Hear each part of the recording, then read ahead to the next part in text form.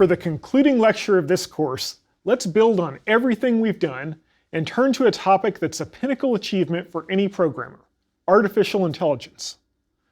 Artificial intelligence, or AI, means that we're making the computer act as though it's making intelligent choices and decisions. Now, game playing has long been a fundamental area of research in AI. The idea is, if you can get a computer to play a game well, where the domain and the options are more clearly defined and limited, then you might have a sturdy basis for extending those ideas to a more general context. So, for our task here, we're going to look at how we can get a computer to play a game with us intelligently. And we'll use the Connect 4 game that we've seen repeatedly as our example. But this time, I'll be showing you how a basic approach to AI game playing can be developed. The main point here will be to see how we create new algorithms, that is, steps to solve a problem, and how that increases the artificial intelligence that we can give to our program. So, let's think about how we'd want a computer to make a choice for what a good move would be. At any one point in time, the computer can look at the board and see that it has a few possible moves. Each of those moves will lead to a new board, and then it's the opponent's turn. Now, a not very intelligent computer would just do something like choose the first open column, or pick a column at random, or even just pick the single move that looked best without considering what the opponent might do. But a slightly smarter computer would not only consider what move looked best for a solo player, but then what move the opponent could make after that. So, if the computer made possible move number 1, then the opponent would have some set of possible moves to make. And if the computer assumes that the opponent makes the best of those moves, then the computer can reasonably think, okay, if I make move number 1, then here's where I'll be at the next point that I can make a move. And similarly, the computer could evaluate what the opponent's moves might be for every possible move along the way. Now for Connect 4, there are 7 columns, so there are typically 7 moves possible at each turn. So, if a computer had to evaluate each move that it could make, and each move an opponent could make, that would be 7 times 7, or 49 different move combinations. Now, an even more intelligent computer would look more than just 2 moves ahead. It would look 3, or 4, or more moves ahead. And the best game-playing AIs will do exactly that. They'll look several moves ahead. But notice how quickly the number of possibilities increases. In Connect 4, for every 1 further move ahead that a computer looks, there are 7 times as many possibilities to consider. So, looking 6 moves ahead would be 7 to the 6th power, or more than 100,000 possibilities. Now, notice that the structure that we've just outlined follows the definition of a tree, the same type that we've talked about when we discussed top-down design. The root of the tree is the current game board, and each node's children are the possible moves. One of the most famous AIs was Deep Blue, a computer specially built to evaluate chess moves. In 1997, it became the first computer to beat a reigning world chess champion, Garry Kasparov. Deep Blue was programmed using C and could reliably look 6 to 8 moves ahead in chess, and in some circumstances it could look 20 or more moves ahead. Now, Deep Blue was a really specialized system, and in some ways it was trained specifically to play Kasparov. But it demonstrated that computers could outthink a person, at least in a constrained situation like in chess. Since then, more than 20 years of improvements in both computer hardware and software have given us programs that can run on a high-end PC and regularly look ahead more than 15 moves. Now, the fundamental approach used, not just by Deep Blue, but even by these newer AIs, is the approach we just talked about: to look ahead as many moves as possible and evaluate the best current move in terms of how things would develop if the opponent then made the next best move, and so on. Fortunately, for our program, Connect 4 is a much simpler game than chess. So, we can look ahead a few moves without too much difficulty. One of the advantages of C++ is it tends to result in really efficient code. And the practical effect of this is that a C++ program might be able to look a little farther ahead in the same amount of time compared with a program in some other language. And looking even one more level ahead can be all the difference in which AI is best. So, let's see how we can take this basic idea of looking ahead and turn it into an algorithm for an AI playing a computer game. An algorithm is a specific set of steps that the computer can follow to solve a problem. The algorithm will be a generic, abstract description of what to do, and it will be turned into a function or other code that's an actual concrete implementation of the algorithm. So, we'll start by writing the algorithm in pseudocode, and then turn this into actual C++ code. This is going to be a basic algorithm, one that follows the pattern of looking ahead at possible moves, then moves from there, and so on to find the one that will be best. To develop the algorithm, we'll follow an approach similar to the top-down design approach, but we'll try to keep the problem as narrow as possible. Our goal here, the purpose of the algorithm, is to let a computer determine the best move it can make in a game. With that goal in mind, we start by considering what our input is, what's known at each point during the game. So the input will be the current state of the game, the current game board, and an indication of which player's turn it is. Next, we consider the output that we want from the algorithm. Clearly, we want to output a move, the best one that the algorithm could determine. Specifying the input and output clearly is an important part of algorithm design, just as important as the steps of the algorithm itself. In fact, once it's written, the algorithm itself can be treated like a black box, like we've discussed for functions. Algorithms are often implemented as functions. They describe how the black box interior actually works. The steps of the algorithm become the code in the function. We can approach this algorithm design similar to top-down program design, looking at the overall challenge and breaking it into simpler parts. So, if we're faced with making a choice, we have three basic steps. First, we need to make a list of possible valid moves. For Connect 4, that's a pretty easy list. Each player has at most 7 moves, any column that's not full. Then we need to evaluate each of those moves to get some measure of how good or bad each one is.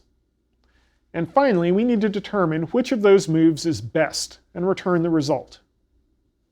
So, the trickiest part will be the middle step of evaluating each move. That'll have 2 parts. The first will be to try a move. That is, we update the game board to see what it would look like if we made that move. And then we need to determine how good or bad of a state that move puts us in. As in the decision tree that we talked about a second ago, the idea here is that we want to think ahead as many moves as possible. Now, we could go ahead and generate all those possible moves at once, but that becomes really excessive in terms of memory we'd need.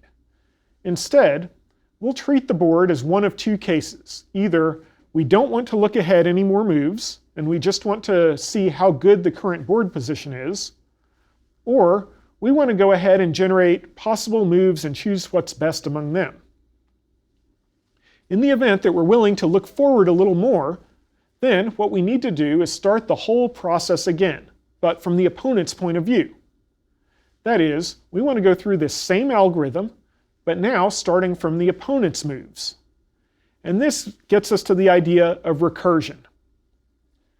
Now, we saw an example of recursion back in the 20 questions game, when we traveled the nodes of the question tree by calling the next question node from the previous one.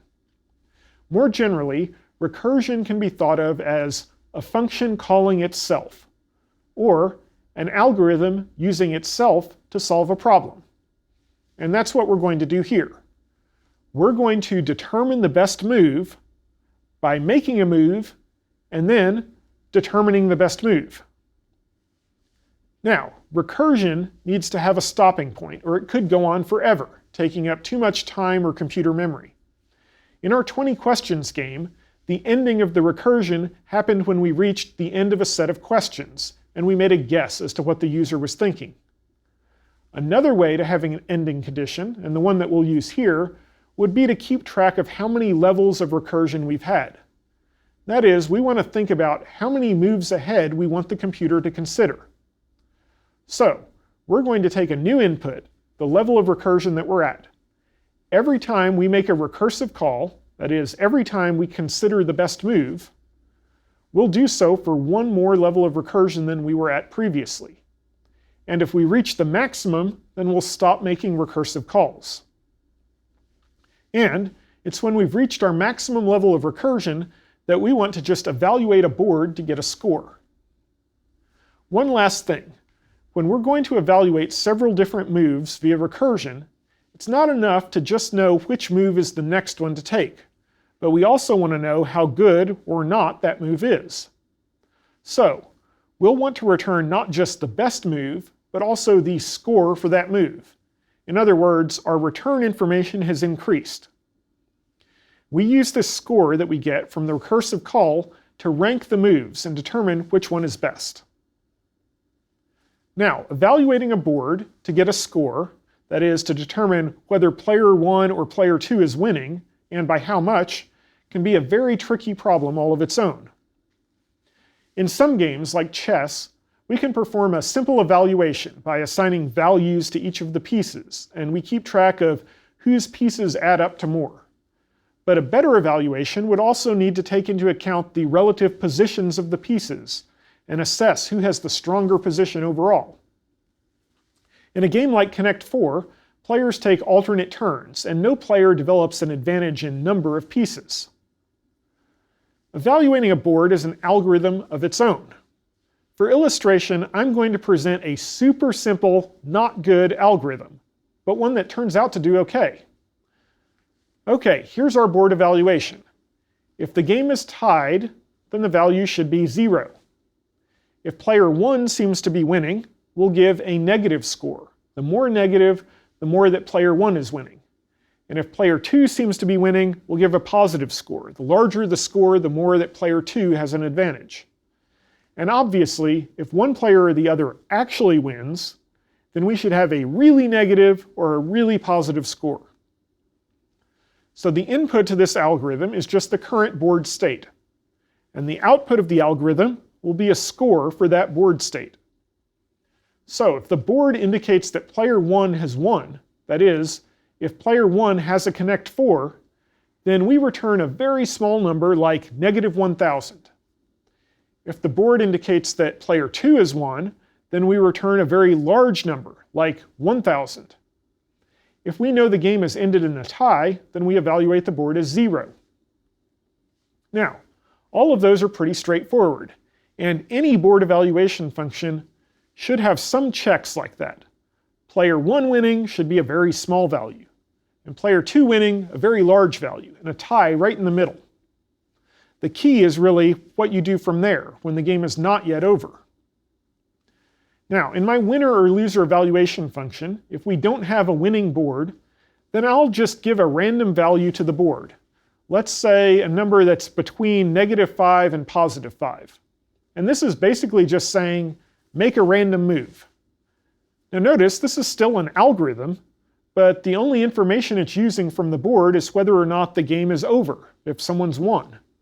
But it's actually enough for our program to work. So, let's see how we would go from these algorithms to the actual implementation. I've begun by modifying the Connect 4 classes that we've developed in the lecture about object-oriented design. I made a few changes just to simplify things.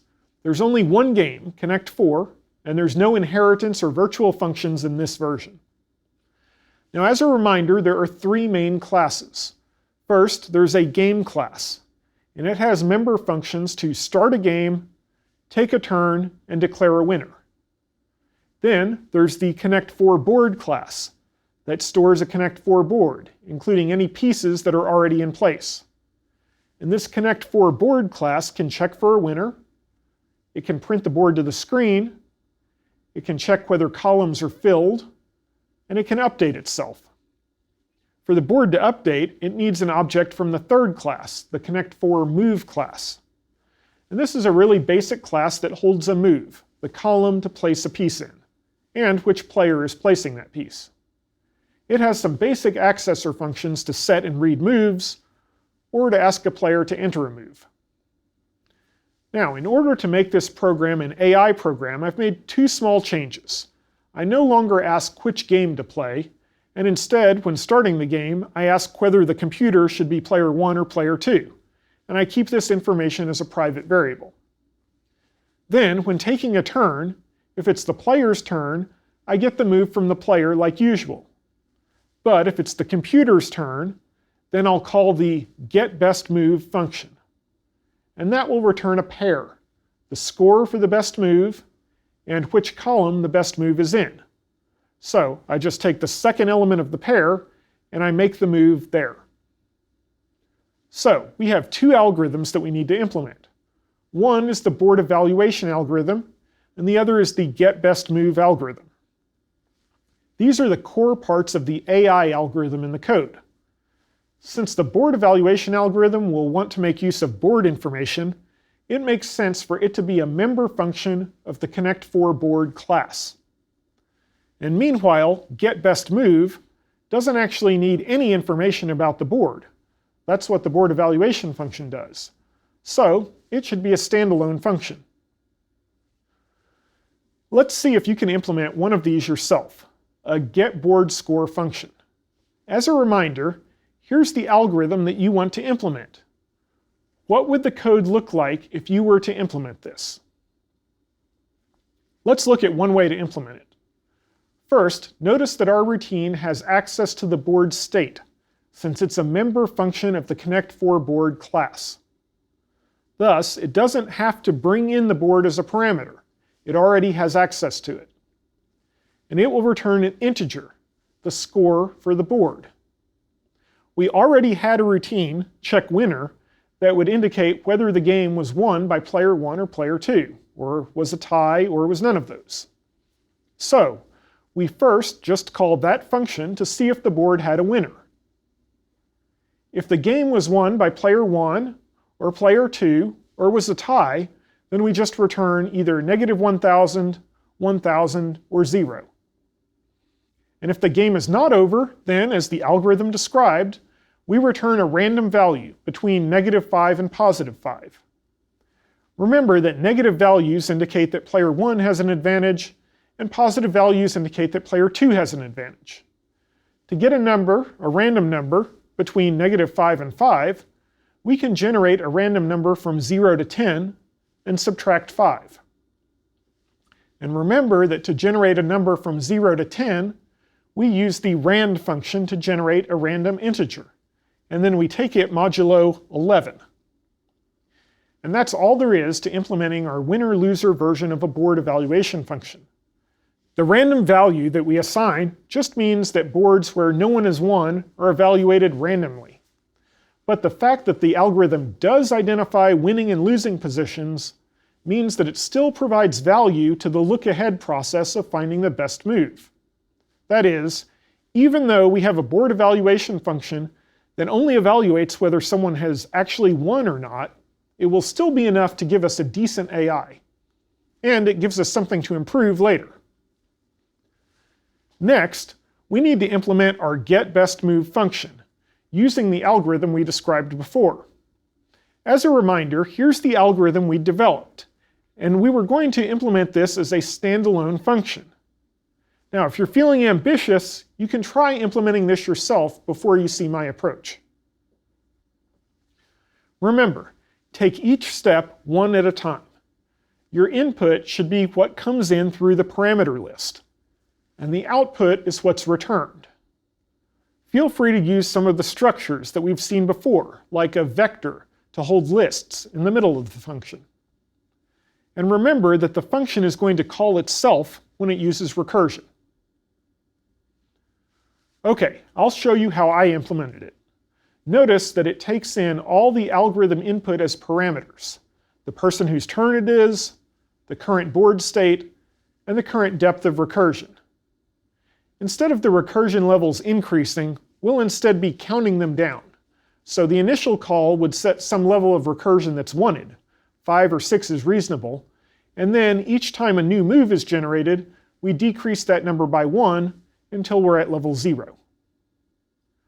Our function follows the same form that we outlined in the algorithm pseudocode. We first make a list of all moves. To do this, we create a vector of pairs. Each pair will have a score for the move and then which column it's in. So initially, we just go through all 7 columns on the board and check if it's full. If it's not full, then we add that column as a potential move, even though we don't have a score evaluation for that move yet. The next section of our code evaluates the moves. We go through the list of moves that we just identified. Now notice that we're using an iterator to go through the list. The value m will take on each of the moves. And we can see that it's a reference because of the ampersand, and since it's a reference, it's referring to the actual move. Now for that move, we create a board, starting with the old one, which was the parameter b, and then we take a turn using that particular column. Then, for each move, we have one of 2 cases. First, if we've hit the limits of our recursion, that is, if the depth parameter is now 0, or if we've reached a winning condition for one player or the other, then we just go ahead and we set the board score right then. Second, if we need to continue evaluating moves, we can make a recursive call. To do this, we'll call the same function we're in, getBestMove. The player number needs to switch. Notice that the next player to move is just 3 minus the current player to move. So if the current player is 1, the next player is 2, or vice versa. So we just pass in 3 minus the current player number to get the next player number. We also pass in the board that we generated after making this move that we're wanting to evaluate. And finally, we pass in a recursion depth level, 1 less than whatever came in. Notice that what's returned is a pair that includes the best score you could get from that next possible move. So we associate that returned score with the current move. We don't care about the other part of the recursion, the actual move that would yield that score. The only time that matters is at the very end when we get our final move out. The final part of our algorithm is to find the best move and return. To find the best move, we'll use the sort algorithm from the STL that we described earlier. And we'll use that to sort all of our moves from smallest to largest. Since a move is a pair, the first part of which is the score, that means that the STL algorithm will sort all possible moves from the lowest score to the highest. Now remember that for player 1, a low board score is good. It means that player 1 is winning. So if the current player is player 1, then the player would like to choose the move that gives the lowest score. Thus, after sorting, we just return the first element of the vector. On the other hand, if it's player 2's turn, then we want the largest score. So we return the last element of the vector. And that's all there is to it. Notice that each step in the algorithm had a pretty straightforward conversion to code. Now, if you run this, you'll find that the AI is surprisingly competent. You'll almost certainly still be able to beat it. After all, we had a really poor board evaluation function. But it'll make sure to try to block you from getting a Connect 4, and it'll grab an opportunity to get one itself if the chance is available. And it looks ahead several moves, so if it sees a combination of moves that could help it win, or prevent you from winning, it'll make those moves. The design and implementation of algorithms is what makes computer programs able to do interesting stuff, and in this case, to behave more intelligently. For example, the look-ahead move algorithm that we implemented is actually a well-known approach called a minimax tree, and it's been improved on in various ways, such as by trying to identify branches of the tree that are not worth examining. Now we could try to improve on these algorithms ourselves. The board evaluation function is key to how well the AI performs, so that's an obvious candidate for improvement, since all we've done so far is identify whether there's a winner or not, and otherwise make a random move. One option for improvement would be to look for all cases in the program where one player or the other is getting close to a Connect 4. For instance, you might look at all lines of 4 in the board, in every direction, vertical, horizontal, and diagonal, similar to the routines to check for winners. But check whether one player has 3 of the 4 pieces needed for that option, and the 4th space is still open. That means that the player has a chance to get a Connect 4, if they can get that one space. So give the player 100 points. That is, if it's player 1 who has 3 of the 4, then subtract 100 points from the board score. And if it's player 2, then add 100 points to the board score. And you could do the same thing with even fewer pieces, looking for places where a player has 2 spaces needed and the other 2 are empty. In this case, they're a little farther away, so maybe just add or subtract 10 points. And adding this gives us an AI that's now awfully hard to beat. A game AI like this is a computation-intensive program. It can easily use up your computer's memory or take too much time. Now, fortunately, the efficiency of C++ means that we can get about as much performance as possible out of our code. We should be able to get at least as far, and probably a little farther, in a C++ implementation than in any other language. But the fundamental thing controlling the time it takes will be the algorithm itself, and the choices like how many levels we choose to look ahead. Coming up with the best algorithms can require a lot of experience and practice. But anyone can come up with an algorithm. And as we saw, even if it's not an ideal one and only does one job, the overall result may nonetheless still be surprisingly good. And now we've reached the end of the course. We've covered a full range of C++ styles, from the basics of sequential programming, conditionals and loops, through procedural programming with functions, through object-oriented programming with classes, and through generic programming and the use of the standard template library. And we've covered how to design programs top-down and bottom-up, how to build code like a pyramid, how to handle exceptions, and how to write tests and identify errors and debug. And by learning C++, you've learned some special skills and concepts that many other beginning programmers miss out on, including how to use the principles of information hiding and object-oriented design to determine when private and protected members of classes should be hidden, and how to use dynamic memory allocation and pointers to control exactly when and how things are allocated in memory, and how templates let you write generic functions and classes that aren't tied to any particular type. You've now got all the tools that you need to go forth and write just about any C++ program you want. And as you go on from here, there are several directions you could go to take your skills to the next level. First, you could learn more about algorithms and data structures in general. A computer science student would usually do this next, since these provide the tools needed to handle more complex calculations and generate more advanced programs. C++ is a great language for implementing algorithms. Its object-oriented and generic programming features mesh really well with many algorithm approaches. Now, second, you could explore a particular application area, including possibly learning one of the many libraries that give you tools to approach applications. For example, graphical user interfaces can be made with libraries like FLTK. There are many areas you could explore: AI techniques, data analysis, graphics, even operating systems. And each one of them tends to have its own particular algorithms, ways of storing and working with data, and even libraries of code that can help you implement your own programs. And third, C++ is a great foundation for learning almost any other language that you might want. C# is a language used for apps that's very similar to C++. Java would be another option. It's a purely object-oriented language, and the syntax is still very similar to C++. And there's also JavaScript that's used for web programming. Regardless of what language you turn to next, you'll find that knowing C++ will give you a huge jumpstart into learning another language. Congratulations on finishing the course.